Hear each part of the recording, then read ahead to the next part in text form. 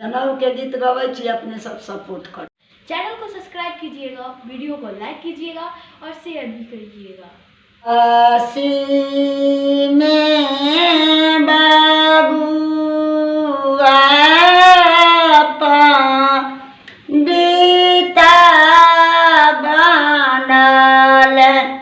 ओ जे बाबुआ जनउआ करबहे पात्र काजे पिता जी पाठवलानि,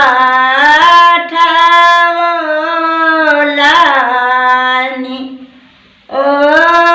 जे मिसर के बाजाए लेलनि हे ताखाना जे बाबू के जनऊ कैलन, निसर वेद पढ़ाई देलनि हे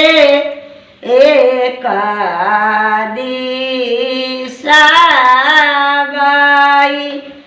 सालयाधिचारज,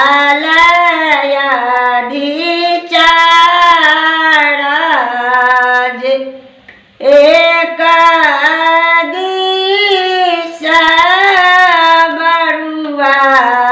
बाईसु, ओ जे मिसर बेदा राबाती, ओ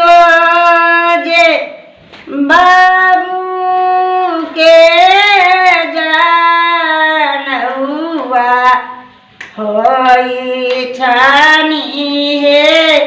वाजे भी मांगाई छथि, माए हीरा मोती दाई